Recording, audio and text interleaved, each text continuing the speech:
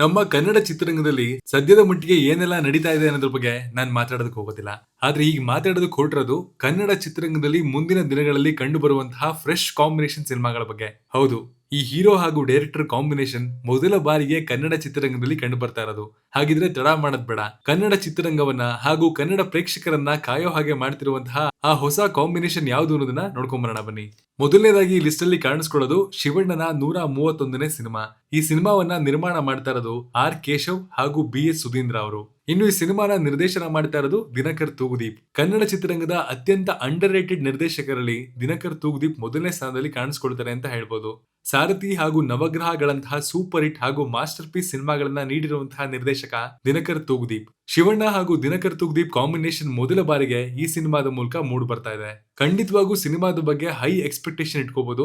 Mass ಮಹಾರಾಜ ಆಗಿರುವಂತಹ ಶಿವಣ್ಣ ಅವರನ್ನ ಇಟ್ಕೊಂಡು ದಿನಕರ್ ತೂಗುದೀಪ್ ಯಾವ ರೇಂಜ್ ಅಲ್ಲಿ ಸಿನಿಮಾ ಮಾಡಬಹುದು ಅನ್ನೋದನ್ನ ಜಸ್ಟ್ ಇಮ್ಯಾಜಿನ್ ಮಾಡ್ಕೊಳ್ಳಿ.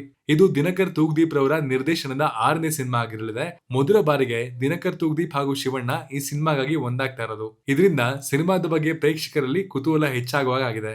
ಶಿವಣ್ಣನ ಮತ್ತೊಂದು ಸಿನಿಮಾ ಹೇಮಂತ್ ರಾವ್ ರವರ ನಿರ್ದೇಶನದಲ್ಲಿ ಮೂಡ್ ಬರಲಿದೆ. ಹೇಮಂತ್ ರಾವ್ ರವರ ನಿರ್ದೇಶನದ ಬಗ್ಗೆ ಯಾರಿಗೂ ಅನುಮಾನನೇ ಇಲ್ಲ ಬಿಡಿ. ಅರ್ಥಗರ್ಭಿತವಾಗಿರುವಂತಹ ಸೋಲ್ಫುಲ್ ಸಿನಿಮಾಗಳನ್ನ ನೀವು ನೋಡಬೇಕು ಅಂತ ಅಂದ್ರೆ ಅದು ಹೇಮಂತ್ ರಾವ್ ಅವರ ನಿರ್ದೇಶನದಲ್ಲಿ ಖಂಡಿತ ಬರುತ್ತೆ. ಈ ಬಾರಿ ಮಾಸ್ ನಾಯಕ ಆಗಿರುವಂತಹ ಶಿವಣ್ಣ ಅವ್ರ ಜೊತೆಗೆ ಹೇಮಂತ್ ರಾವ್ ಕಾಣಿಸ್ಕೊಳ್ಳಲಿದ್ದಾರೆ ಅಂದ್ರೆ ಏನೋ ಸ್ಪೆಷಲ್ ಆಗಿನೇ ಮೂಡ್ ಬರಬಹುದು ಅಂತ ಅನಿಸ್ತಾ ಇದೆ. ಈ ಸಿನಿಮಾ ಫೆಬ್ರವರಿ ತಿಂಗಳಲ್ಲಿ ಅನೌನ್ಸ್ ಆಗಿದ್ದು ಇನ್ನೇನು ಚಿತ್ರೀಕರಣ ಪ್ರಾರಂಭವಾಗಬೇಕಾಗಿದೆ. ಸಿನಿಮಾ ಯಾವ ಜಾನರ್ ಅಲ್ಲಿ ಮೂಡ್ ಬರುತ್ತೆ ಅನ್ನೋದು ಎಲ್ರಿಗೂ ಇರುವಂತಹ ಕುತೂಹಲ. ಮತ್ತೊಂದು ಮೋಸ್ಟ್ ಅವೈಟಿಂಗ್ ಕಾಂಬಿನೇಷನ್ ಅಂದ್ರೆ ಅದು ಜಡೇಶ್ ಹಾಗೂ ದುನಿಯಾ ವಿಜಿ ಕಾಂಬಿನೇಷನ್ ನಲ್ಲಿ ಮೂಡ್ ಬರ್ತಿರುವಂತಹ ಸಿನಿಮಾ. ಈ ಸಿನಿಮಾದ ಪೋಸ್ಟರ್ ನೋಡಿದ್ರೆ ಸಂಪೂರ್ಣವಾಗಿ ಕಾಟೇರ ಫೀಲಿಂಗ್ ಗೆ ಬರ್ತಾ ಇದೆ. ಅದೇನೇ ಇರಲಿ, ಜಡೇಶ್ ಒಬ್ಬ ಪ್ರತಿಭಾನ್ವಿತ ಫಿಲ್ಮ್ ಮೇಕರ್. ಹೀಗಾಗಿ ವಿಜಿರವರ ಸಂಪೂರ್ಣ ಸಾಮರ್ಥ್ಯವನ್ನ ಪರದೆ ಮೇಲೆ ತೋರಿಸುವಂತಹ ಚಾಕಚಕ್ಯತೆ ಅವರಲ್ಲಿದೆ ಅನ್ನೋದನ್ನ ನಾವು ಯಾವುದೇ ಅನುಮಾನವಿಲ್ಲದೆ ಒಪ್ಕೋಬಹುದಾಗಿದೆ. ಈ ಸಿನಿಮಾದ ಮತ್ತೊಂದು ವಿಶೇಷತೆ ಏನಂದ್ರೆ ದುನಿಯಾ ವಿಜಯ್ ಅವರ ಜೊತೆಗೆ ಅವರ ಮಗಳು ಕೂಡ ಸಿನಿಮಾದಲ್ಲಿ ಕಾಣಿಸ್ಕೊಳ್ತಾ ಇದ್ದಾರೆ ಹಾಗೂ ಇಬ್ರು ಸಿನಿಮಾದಲ್ಲಿ ತಂದೆ ಮಗಳ ಪಾತ್ರದಲ್ಲಿ ಕಾಣಿಸ್ಕೊಳ್ತಾ ಇದ್ದಾರೆ ಅನ್ನೋದೇ ಅಭಿಮಾನಿಗಳಿಗೆ ಮತ್ತೊಂದು ಖುಷಿಯ ವಿಚಾರ. ಈಗಾಗಲೇ ಸಿನಿಮಾದ ಮುಹೂರ್ತ ಪೂಜೆ ಎಲ್ಲ ನಡೆದಿದೆ. ಇದು ಕೋಲಾರ ಭಾಗದಲ್ಲಿ ನಡೆದಿರುವಂತಹ ನೈಜ ಘಟನೆಯನ್ನ ಆಧರಿಸಿರುವಂತಹ ಖಾತೆಯನ್ನ ಹೊಂದಿರುವಂತಹ ಸಿನಿಮಾ. ಹೀಗಂತ ಜಡೇಶ್ ಈಗಾಗಲೇ ಸ್ಪಷ್ಟಪಡಿಸಿದ್ದಾರೆ. 90ರ ದಶಕದಲ್ಲಿ ನಡೆದಿರುವಂತಹ ಖಾತೆಯನ್ನ ಆಧರಿಸಿದ ಸಿನಿಮಾವನ್ನ ಮಾಡ್ಲಾಗ್ತಾ ಇದ್ದು ಇದು ಅಳಿದು ಉಳಿದವರ ಕತೆ ಅನ್ನೋದನ್ನ ಒಂದೇ ವಾಕ್ಯದಲ್ಲಿ ಜಡೇಶ್ ಸಿನಿಮಾದ ಬಗ್ಗೆ ಹೇಳಿದ್ದಾರೆ.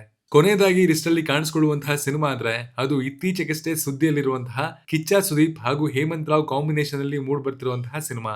ನಾವು ಆಗ್ಲೇ ಮೂಡ್ ಬರ್ತಿರುವಂತಹ ಸಿನಿಮಾ ಅಂತ ಹೇಳೋದಕ್ಕೆ ಕಾರಣ ಇದು ಮೂಡ್ ಬರ್ಲಿ ಅನ್ನೋದು ನಮ್ಮ ಉದ್ದೇಶ.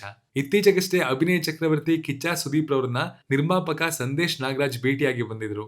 ಇಬ್ರು ಕೂಡ ಸಿನಿಮಾ ಮಾಡೋದಕ್ಕೆ ಒಪ್ಕೊಂಡಿದ್ದಾರೆ ಅನ್ನೋದು ಈಗಾಗಲೇ ಆಪ್ತ ವಲಯದಲ್ಲಿ ಕೇಳಿ ಬರ್ತಾ ಇರುವಂತಹ ಸುದ್ದಿ.